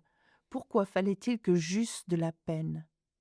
Il faut que tu tiennes ta promesse, me dit doucement le petit prince, qui, de nouveau, s'était assis auprès de moi. Quelle promesse? Tu sais, une muselière pour mon mouton. Je suis responsable de cette fleur. Je sortis de ma poche mes ébauches de dessin. Le petit prince les aperçut et dit en riant, tes baobabs, ils ressemblent un peu à des choux. Oh! Moi, qui étais si fière des baobabs. Ton renard, ses oreilles, elles ressemblent un peu à des cornes. Elles sont trop longues. Et il rit encore. Tu es injuste, petit bonhomme. Je ne savais rien dessiner que les bois fermés et les bois ouverts. Oh, ça ira, dit-il. Les enfants savent. Je crayonnai donc une muselière, et j'eus le cœur serré en la lui donnant. Tu as des projets que j'ignore, mais il ne me répondit pas. Il me dit, tu sais, ma chute sur la terre. C'en sera demain l'anniversaire. Puis, après un silence, il dit encore, j'étais tombé tout près d'ici. Et il rougit. Et de nouveau, sans comprendre pourquoi, j'éprouvais un chagrin bizarre. Cependant, une question me vint. Alors, ce n'est pas par hasard que, le matin où je t'ai connu, il y a 8 jours, tu te promenais comme ça, tout seul, à 1000 milles de toutes les régions habitées. Tu retournais vers le point de ta chute? Le petit prince rougit encore. Et j'ajoutai, en hésitant, à cause peut-être de l'anniversaire. Le petit prince rougit de nouveau. Il ne répondait jamais aux questions, mais quand on rougit, ça signifie oui, n'est-ce pas? Ah, lui dis-je, j'ai peur. Mais il me répondit. Tu dois maintenant travailler. Tu dois repartir vers ta machine. Je t'attends ici. Reviens demain soir. Mais je n'étais pas rassurée. Je me souvenais du renard. On risque de pleurer un peu si l'on s'est laissé apprivoiser. Chapitre 26. Il y avait, à côté du puits, une ruine de vieux murs de pierre. Lorsque je revins de mon travail, le lendemain soir, j'aperçus de loin mon petit prince assis là-haut, les jambes pendantes, et je l'entendis qui parlait. « Tu ne t'en souviens donc pas ?» disait-il. « Ce n'est pas tout à fait ici. » Une autre voix lui répondit sans doute, puisqu'il répliqua. « Si, si, c'est bien le jour, mais ce n'est pas ici l'endroit. » Je poursuivis ma marche vers le mur. Je ne voyais ni n'entendais toujours personne. Pourtant, le petit prince répliqua de nouveau. « Bien sûr, tu verras où commence ma trace dans le sable. Tu n'as qu'à m'y attendre. J'y serai cette nuit. » J'étais à 20 mètres du mur et je ne voyais toujours rien. Le petit prince dit encore, après un silence, « Tu as du bon venin? Tu es sûr de ne pas me faire souffrir longtemps ?» Je fis halte, le cœur serré, mais je ne comprenais toujours pas. « Maintenant va-t'en, dit-il, je veux redescendre. » Alors, j'abaissai moi-même les yeux vers le pied du mur et je fis un bond. Il était là, dressé vers le petit prince, un de ces serpents jaunes qui vous exécutent en 30 secondes. Tout en fouillant ma poche pour en tirer mon revolver, je pris le pas de course, mais, au bruit que je fis, le serpent se laissa doucement couler dans le sable, comme un jet d'eau qui meurt, et, sans trop se presser, se faufila entre les pierres avec un léger bruit de métal. Je parvins au mur juste à temps pour y recevoir dans les bras mon petit bonhomme de prince, pâle comme la neige. « Quelle est cette histoire-là? Tu parles maintenant avec les serpents ?» J'avais défait son éternel cache-nez d'or. Je lui avais mouillé les tempes et l'avait fait boire. Et maintenant, je n'osais plus rien lui demander. Il me regarda gravement et m'entoura le cou de ses bras. Je sentais battre son cœur comme celui d'un oiseau qui meurt quand on l'a tiré à la carabine. Il me dit: Je suis content que tu aies trouvé ce qui manquait à ta machine. Tu vas pouvoir rentrer chez toi. Comment sais-tu? Je venais justement lui annoncer que, contre toute espérance, j'avais réussi mon travail. Il ne répondit rien, mais il ajouta: Moi aussi, aujourd'hui, je rentre chez moi. Puis, mélancolique: C'est bien plus loin, c'est bien plus difficile. Je sentais bien qu'il se passait quelque chose d'extraordinaire. Je le serrais dans les bras comme un petit enfant, et cependant, il me semblait qu'il coulait verticalement dans un abîme sans que je pusse rien pour le retenir. Il avait le regard sérieux, perdu, très loin. J'ai ton mouton, et j'ai la caisse pour le mouton, et j'ai la muselière. Et il sourit avec mélancolie. J'attendis longtemps. Je sentais qu'il se réchauffait peu à peu. Petit bonhomme, tu as eu peur? Il avait eu peur, bien sûr, mais il rit doucement. J'aurais bien plus peur ce soir. De nouveau, je me sentis glacée par le sentiment de l'irréparable, et je compris que je ne supportais pas l'idée de ne plus jamais entendre ce rire. C'était pour moi comme une fontaine dans le désert. Petit bonhomme, je veux encore t'entendre rire. Mais il me dit: Cette nuit, ça fera 1 an. Mon étoile se trouvera juste au-dessus de l'endroit où je suis tombée l'année dernière. Petit bonhomme, n'est-ce pas que c'est un mauvais rêve, cette histoire de serpent et de rendez-vous et d'étoiles? Mais il ne répondit pas. Il me dit: Ce qui est important, ça ne se voit pas. Bien sûr. C'est comme pour la fleur. Si tu aimes une fleur qui se trouve dans une étoile, c'est doux, la nuit, de regarder le ciel. Toutes les étoiles sont fleuries, bien sûr. C'est comme pour l'eau. Celle que tu m'as donnée à boire était comme une musique à cause de la poulie et de la corde. Tu te rappelles? Elle était bonne, bien sûr. Tu regarderas la nuit les étoiles. C'est trop petit chez moi pour que je te montre où se trouve la mienne. C'est mieux comme ça. Mon étoile, ce sera pour toi une des étoiles. Alors, toutes les étoiles, tu aimeras les regarder. Elles seront toutes tes amies. Et puis, je vais te faire un cadeau. Il rit encore. Ah, petit bonhomme, j'aime entendre ce rire. Justement, ce sera mon cadeau. Ce sera comme pour l'eau. Que veux-tu dire? Les gens ont des étoiles qui ne sont pas les mêmes. Pour les uns qui voyagent, les étoiles sont des guides. Pour d'autres, elles ne sont rien que des petites lumières. Pour d'autres, qui sont savants, elles sont des problèmes. Pour mon businessman, elles étaient de l'or. Mais toutes ces étoiles-là se taisent. Toi, tu auras des étoiles comme personne n'en a. Que veux-tu dire? Quand tu regarderas le ciel la nuit, puisque j'habiterai dans l'une d'elles, puisque je rirai dans l'une d'elles, alors ce sera pour toi comme si riaient toutes les étoiles. Tu auras, toi, des étoiles qui savent rire. Et il rit encore. Et quand tu seras consolé, on se console toujours, tu seras content de m'avoir connu. Tu seras toujours mon ami. Tu auras envie de rire avec moi. Et tu ouvriras parfois ta fenêtre comme ça pour le plaisir. Et tes amis seront bien étonnés de te voir rire en regardant le ciel. Alors tu leur diras: Oui, les étoiles, ça me fait toujours rire.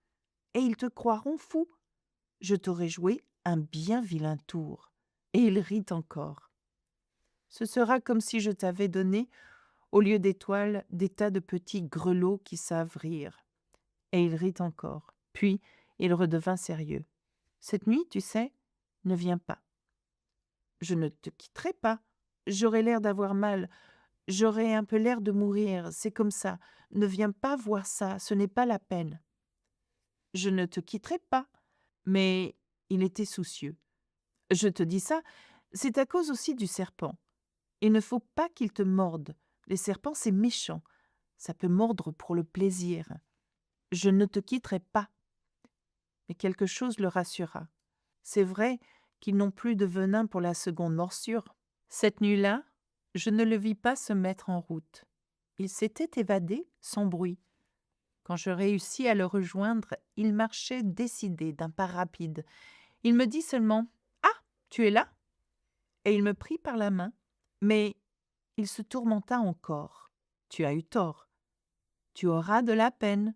J'aurai l'air d'être mort, et ce ne sera pas vrai. » Moi, je me taisais. « Tu comprends, c'est trop loin. Je ne peux pas emporter ce corps-là. C'est trop lourd. » Moi, je me taisais. « Mais ce sera comme une vieille écorce abandonnée. Ce n'est pas triste, les vieilles écorces. » Moi, je me taisais. Il se découragea un peu, mais il fit encore un effort. « Ce sera gentil, tu sais. Moi aussi, je regarderai les étoiles. Toutes les étoiles seront des puits avec une poulie rouillée. Toutes les étoiles me verseront à boire. » Moi, je me taisais. « Ce sera tellement amusant. Tu auras 500 millions de grelots. J'aurai 500 millions de fontaines. » Et il se tut aussi, parce qu'il pleurait. « C'est là. Laisse-moi faire un pas tout seul. » Et il s'assit, parce qu'il avait peur. Il dit encore « Tu sais, ma fleur, j'en suis responsable. Et elle est tellement faible, et elle est tellement naïve. Elle a 4 épines de rien du tout pour la protéger contre le monde. » Moi, je m'assis parce que je ne pouvais plus me tenir debout. Il dit « Voilà, c'est tout. » Il hésita encore un peu, puis il se releva. Il fit un pas. Moi, je ne pouvais pas bouger. Il n'y eut rien qu'un éclair jaune près de sa cheville. Il demeura un instant immobile. Il ne cria pas. Il tomba doucement, comme tombe un arbre. Ça ne fit même pas de bruit à cause du sable. Chapitre 27. Et maintenant, bien sûr, ça fait 6 ans déjà. Je n'ai jamais encore raconté cette histoire. Les camarades qui m'ont revu ont été bien contents de me revoir vivant. J'étais triste, mais je leur disais « c'est la fatigue ». Maintenant, je me suis un peu consolée, c'est-à-dire pas tout à fait. Mais je sais bien qu'il est revenu à sa planète, car au lever du jour, je n'ai pas retrouvé son corps. Ce n'était pas un corps tellement lourd, et j'aime la nuit écouter les étoiles. C'est comme 500 millions de grelots. Mais voilà qu'il se passe quelque chose d'extraordinaire. La muselière que j'ai dessinée pour le petit prince, j'ai oublié d'y ajouter la courroie de cuir. Il n'aura jamais pu l'attacher au mouton. Alors je me demande, que s'est-il passé sur sa planète? Peut-être bien que le mouton a mangé la fleur. Tantôt je me dis, sûrement non, le petit prince enferme sa fleur toutes les nuits sous son globe de verre et il surveille bien son mouton. Alors je suis heureux et toutes les étoiles rient doucement. Tantôt je me dis, on est distrait une fois ou l'autre et ça suffit. Il a oublié un soir le globe de verre ou bien le mouton est sorti sans bruit pendant la nuit. Alors les grelots se changent tous en larmes. C'est là un bien grand mystère.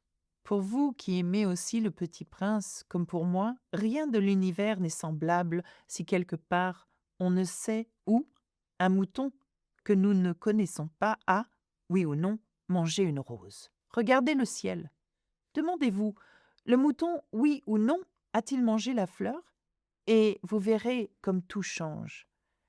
Et aucune grande personne ne comprendra jamais que ça a tellement d'importance. Ça, c'est pour moi le plus beau et le plus triste paysage du monde. C'est le même paysage que celui de la page précédente, mais je l'ai dessiné une fois encore pour bien vous le montrer. C'est ici que le petit prince a apparu sur terre, puis disparu. Regardez attentivement ce paysage afin d'être sûr de le reconnaître si vous voyagez un jour en Afrique, dans le désert. Et s'il vous arrive de passer par là, je vous en supplie, ne vous pressez pas. Attendez un peu, juste sous l'étoile. Si alors un enfant vient à vous, s'il rit, s'il a des cheveux d'or, s'il ne répond pas quand on l'interroge, vous devinerez bien qui il est. Alors, soyez gentil. Ne me laissez pas tellement triste. Écrivez-moi vite qu'il est revenu. Thank you for listening. That's it for me. Au revoir, à bientôt. Bisous, bisous.